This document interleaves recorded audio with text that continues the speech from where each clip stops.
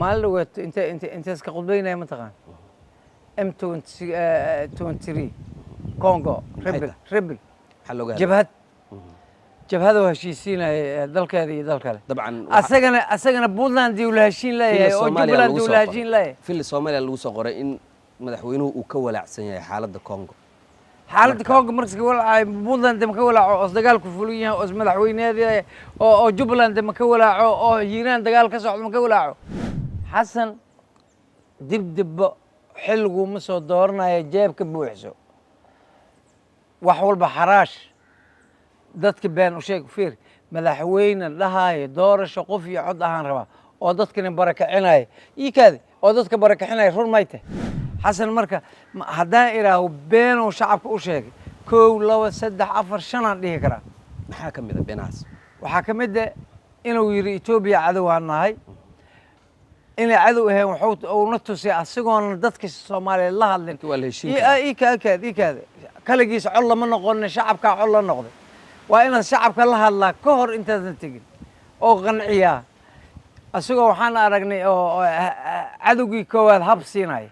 shacabka naxtintayn laxan ilaa ay hada waray sheegan ay leeyihiin aniga daahir intaan ka hadleen waxaan ku yiri asaaba la fiisa qatar ay galeen ninkii shalay cadowga koowaad ku sheegay markaas u tagay raashinkii aska cun hadii lagu sameeyo 6 bilood dhab lagu yiraahdo ka waran madaxweynihii Soomaaliya oo la soo sumay 6 bilood kadibna dhinti hadii la yiraahdo ka war fiiri annaga asaan ka naxayna dalkan ka naxayna dadkan ka naxayna beento iyo laqwiga oo la sheegay dadka loo sheegayna ma ogolaanayn ka soo gudub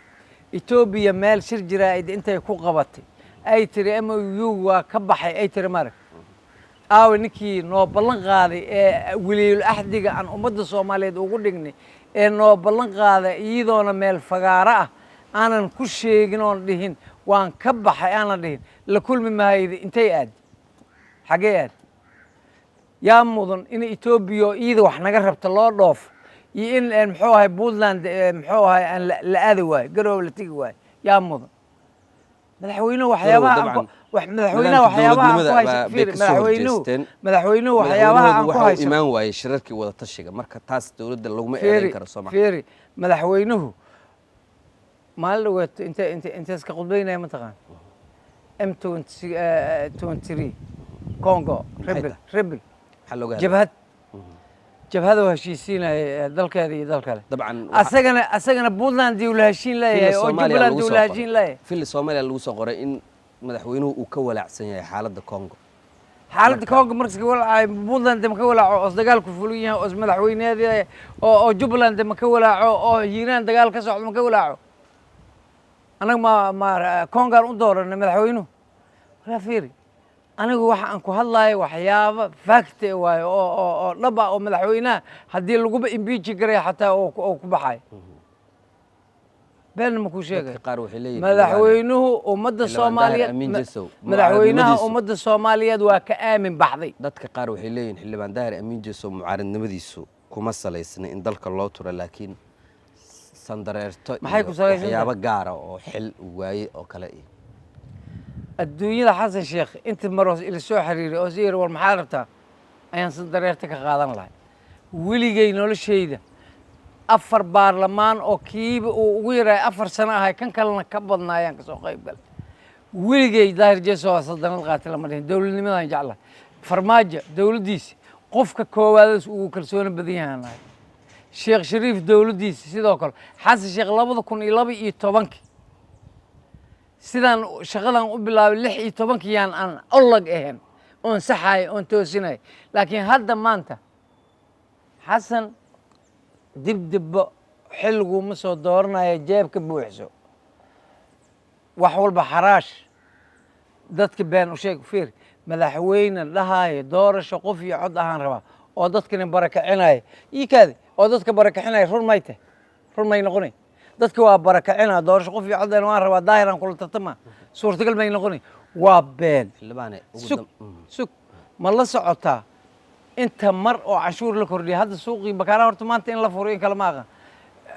inuu xirray ma ogti ma la socotaa guri kasta oo magaaladan ku yaala ama dad baahan ha lahaadaan ama hooyo dhiban ha lahaato ama daash ha ahaado ama sar ha ahaado 25 kiilo sokor ama bariis ama bur ah laga rabaa yaa ka dawladda rabta xasiiqa amarka xagee buu ka soo baxay xasana ka soo baxay weydi dadka laakiin official ilaa shaloona saxaafadda tawinays anaga idinka soo xigana 25 kiilo sokor ama bur ama bariis xagee la geynaya yaa la siinaya I don't know ko fiiri magaaladan waxaa ka jirta guri cariisha oo hal qol inay ku jira nusbooska oo jiraas le hal cariisha ugu dhisan waxaa la yiri hortiisa jidka mara ee 10ka ah ayaa waxaa lagaaga rabaa interlock $3,000 $3,000 hadii haysto cariishka la ku darsan lahay war waxyaabaha dalka lagu sameeyay iyo doorasho hal qof iyo hal cod ahaan rabaa waa been xasan umada beenaas u sheegooya run ha u sheego waa ka garaabaynaa doorashada uu sheegay ma taqaan waa doorasho hal qof iyo hal qori ah xildhibaan ugu dambeyntii waa sidaas sheegay xaqiiqo been ma qof iyo qori sidaas sheegay doorasho qof iyo cod ma waa doorasho qof iyo qori shirkadda Beko waa shirkadda ugu weyn ee bixisa adeegga korontada Soomaaliya Beko waxa ay koronto siisaa koonfurta Soomaaliya sida Banaadir Jubbaland Hirshabeelle iyo Koonfur Galbeed Beko waxa ay siisaa adeeg koronto oo dhameystiran dhammaan 17 degme ee gobolka Banaadir iyo goobaha ugu waaweyn magaalada Muqdisho sida airportka Aadan Cadde dekedda Muqdisho iyo dhammaan safaaradaha iyo hay'adaha caalamiga ah